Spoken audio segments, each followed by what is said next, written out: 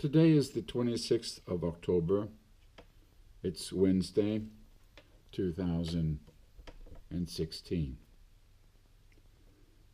The theme for this blog is the concept that most people think that what is really going on this planet at this time, politically, economically, personally, socially, and so on and so forth, it's so big that it's almost impossible to get your head around. I will admit it is an enormous thing. It is, however, very simple if and only if you choose to take a look at the highest of perspectives, and from then on there, the rest is just the details. If you take a philosophic look or meta-perspective at what is going on, you'll find that the solutions that are found in the abstract, in the big perspectives, are useful and usable all the way down to the details. Now, whether or not I have the correct perspective or not is something that you have to make sense of yourself. I can't just tell you that, but if what I say does make sense to you, perhaps I'm right. I've studied the subject. I've known about the process, that it was going to occur since 1987. I've been involved at trying to understand something like aiming at a moving target for all these years. I've written books about it, about awareness, consciousness, development, about society. And I have, over the time, let's say the last 10 years especially, met a great number of people that are involved in the global transformation that is going on. And especially on the economic side, I've had access to mennesker, to people, excuse the Norwegian, that have had truly global oversight. To put it quite bluntly, or metaphorically I should say, I would like to start this by telling you a little bit about my own transformation process that really began around 1987, and it started seriously in 1990. I had come to realize that I was controlling my emotions and therefore behaving actually very poorly against other parts of myself, taking on the role of being a dominator. Now, just like you, I have grown up in a rational society, governed by rational rule of law, schooled in a rational understanding with a rational science, and with very rational parents. That means I learned to have my emotions under control, at least for the most part, and that I had a certain degree of dominance over the emotional mind, even though I was very appreciative of it and aware of its role in the creative process. Remember, I used to be an advertising photographer up to 1986. I've always been interested in psychology, and especially the creative process. And in 1987, I discovered that it was high time that I go into an investigation seriously to ask questions about the nature of human awareness and its potential. At any rate, I discovered that there was a necessity for asking for forgiveness toward my emotional mind, which at that time I called the inner child. And I must confess, I really felt the need to say, I'm sorry, I fucked up. I've done my best, but I didn't know any better, and now that I know the true nature of my emotional mind, I understand it is my responsibility, because I am the only one that has willpower, to serve you, and do so in a way that we make up for the negligence of the past.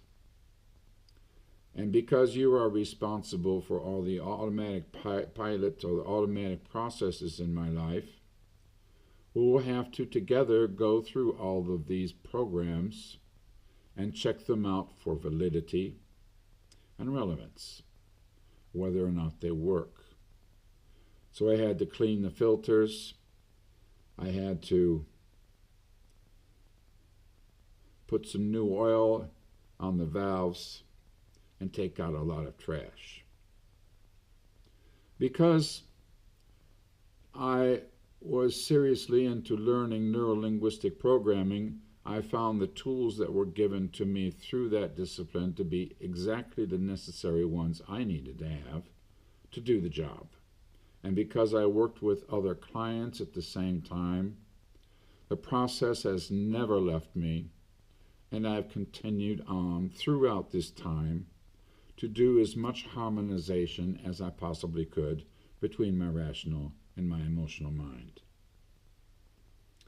Now, why am I telling you this?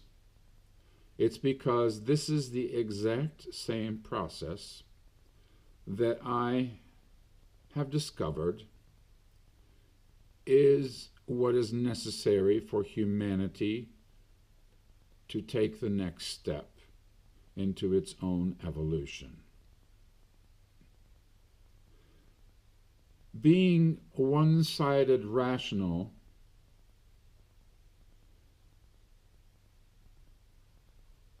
it is natural because of the specialty of the rational mind to fragment, to feel that it is alone, and it gets worried because in that loneliness box it has, it feels threatened, and therefore it needs to feel strong, and therefore it needs to dominate.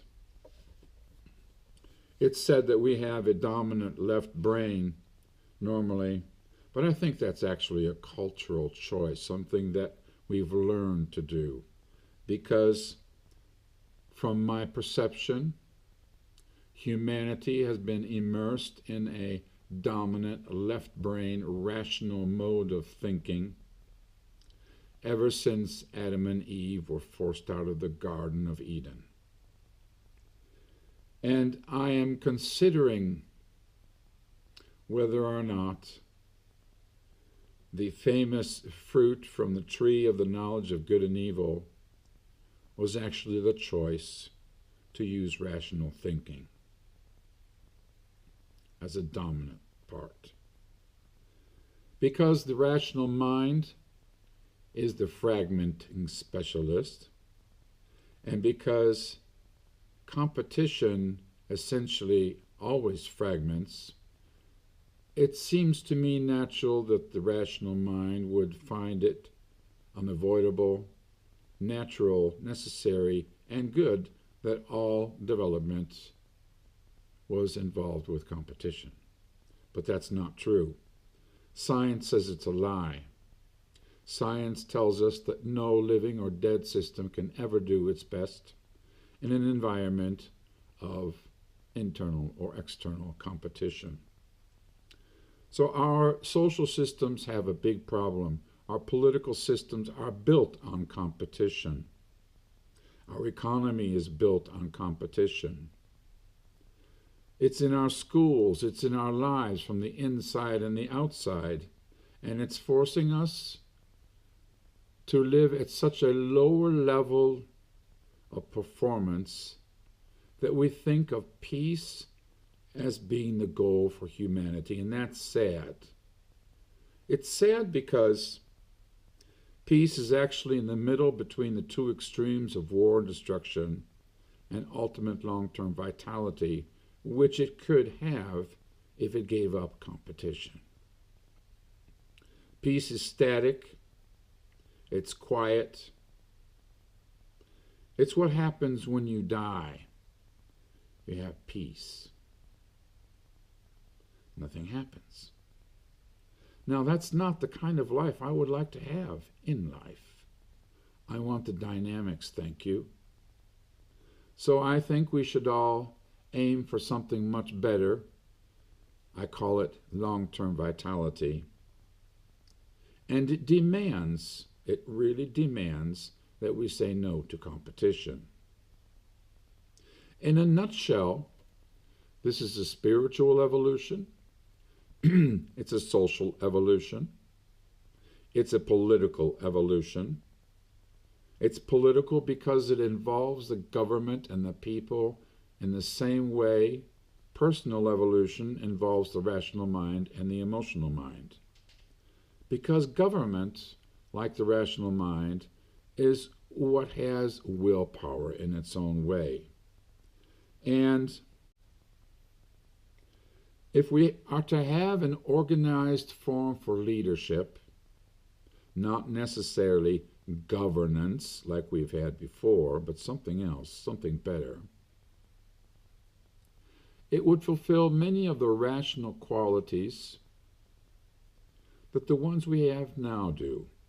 But instead of ruling through the force of law, it would be serving through intentions that are collective, the people that are there to serve.